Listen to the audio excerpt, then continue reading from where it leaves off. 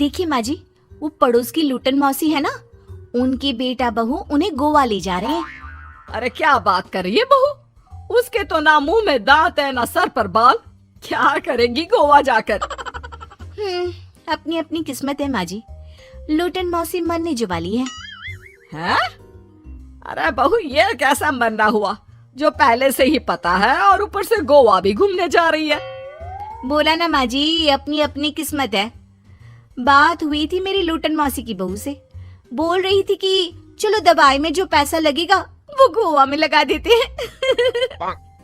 सास को बहू की बात से पता नहीं क्यों नफरत की बदबू आ रही थी, लेकिन वो कुछ नहीं कहती और कमरे में जाकर लेट जाती है। क्या बात है, लूटन के तो मजे ही मजे है। वैसे आइडिया बुरा नहीं है, थोड़े से पैसे लगाओ और सीधा गोवा की सैर। मैं भी चलती हूँ गोवा। अगले रोज सास तय वक्त पर उठती नहीं। अरे देखो जी, माँ जी अब तक उठी नहीं। आज दूध वाले से दूध और काम वाले के लिए दरवाजा मैंने ही खोला है। अब कम से कम माँ जी का ये तो सुख है कि सुबह जल्दी उठना नहीं पड़ता। अरे बड़ी अजीब हो तुम, मेरी माँ सुबह से उठी नहीं है और तुम्हें चिंता दूध और काम वाली की है।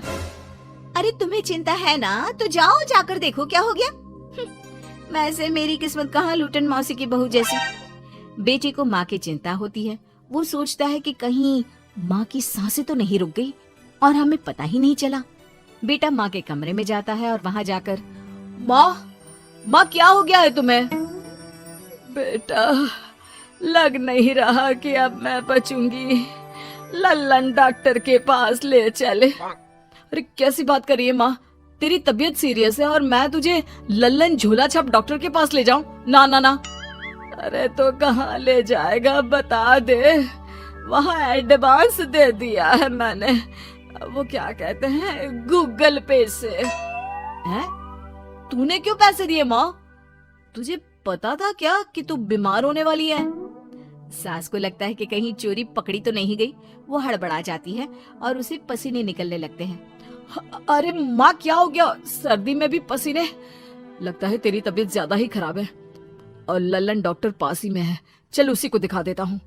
माँ को लेकर बेटा डॉक्टर के पास जाता है, जहाँ माँ ने पहले ही पैसे देकर सेटिंग कर रखी थी। डॉक्टर के क्लिनिक में जाते ही डॉक्टर की ओवर एक्टिंग की दुकान खुल जाती है। हाय राम माँ जी, हे भगवान, अब तो कुछ नहीं हो सकता, ये तो मरने वाली है बेटा। हैं? ओए डॉक्टर है इसलिए इज्जत से बात करूंगा, नहीं तो मेरी माँ को देखे बिना ये बकवास करने के लिए तेरे मुंह में घूसा मार देता। अरे ना ना बेटा ऐसे मत बोल, वो डॉक्टर है, उसे वो दिख जाता है जो किसी को नहीं दिखता। हाँ माँ शायद तू ठीक बोल रही है। डॉक्टर क्या दिखा आपको? हमारे डॉक्टर जी, जिन्होंने पहले से ही माँ से बोलने के पैसे ले रखे थे। यमराज, काला भैंस, वो तुम्हारी माँ को ले जा रहा है, ले जाओ इन्हें। यार माँ ये डॉक्टर ही है तांत्रिक, क्या क्या बोला जा रहा है? अरे बेटा वो डॉक्टर है, उसे वो दिखता है जो किसी को नहीं दिखता। इनकी हर इच्छा पूरी करो, क्योंकि यम नहीं चाहते कि इनकी कोई भी इच्छा को अधूरी रखा जाए। निराश मन से बेटा माँ को लेकर घर आता है।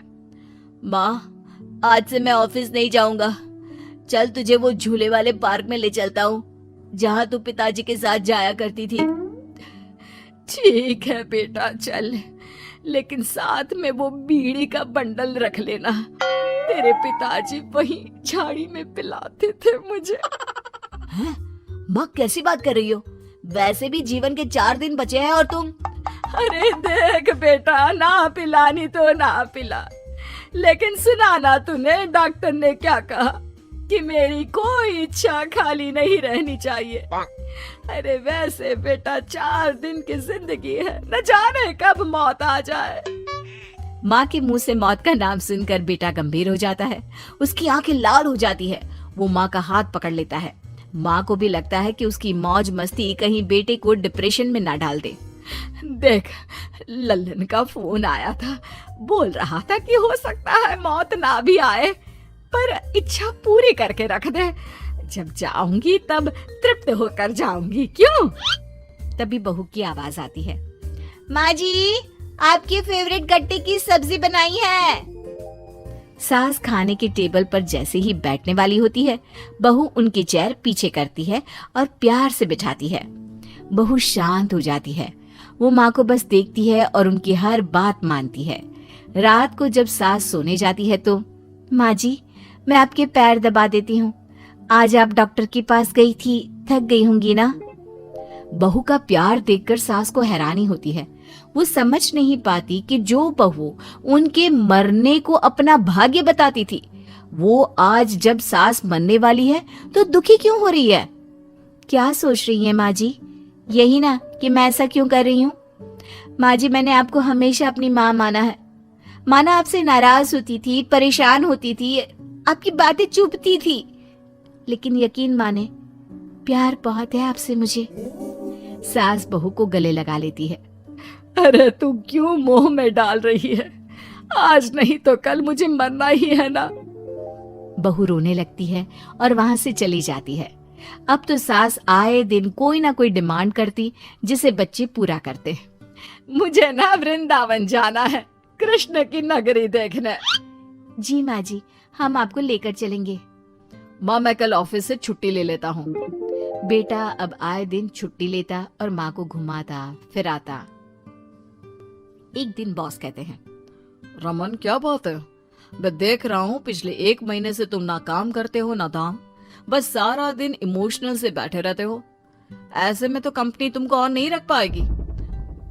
मैं खुद ही नौकरी छोड़ने की सोच रहा था बॉस। वो क्या है कि माँ का आज नहीं तो कल कभी भी देहांत हो सकता है। इतना कीमती समय मुझे तो पल पल उनके साथ रहना होगा। पता नहीं कब वो मुझे छोड़कर चली जाए। और बेटा नौकरी छोड़ देता है। माँ मैंने नौकरी छोड़ दी है, आज से मैं तेरे पास रहूंगा। माँ जी मैंने भी बच्चों का नाम स्कूल से कटवा दिया है, अब हम सब आपके पास ही रहेंगे और आपकी सारी इच्छा पूरी करेंगे। अब सास को लगता है ये तो कुछ ज्यादा ही हो गया। अरे बेटा नौकरी नहीं करेगा तो खाएगा क्या? बच्चे स्कूल नहीं जाएंगे तो साल बर्बाद हो जाएगा। वो समझ नहीं पाती कि क्या करे, कैसे ये ड्रामा खत्म करे। बेटा बहू तुम लोगों से एक बात करनी थी। देखो मैं ना बहुत शर्मिंदा हूँ, मैंने झूठ बोला था, मुझे कुछ नहीं हुआ है। वो तो ये बोलकर सास सारी बात घर वालों को बता देती है। ओ माँ सच्ची? हे भगवान मैं जानता था माँ को कुछ नहीं होगा। वाह माँ जी ये तो बहुत अच्छी खबर दी। मैं तो हलवा बनाने जा रही हूँ। तुम लोग मुझसे नाराज नहीं हो? नहीं माँ जी हम बहुत खुश हैं कि आपके मरने की खबर झूठी है। माँ शायद मैं तेरे ठीक होते ही तेरा इतना ख्याल रख लेता तो तुझे ये नाटक करने की जरूरत नहीं पड़ती।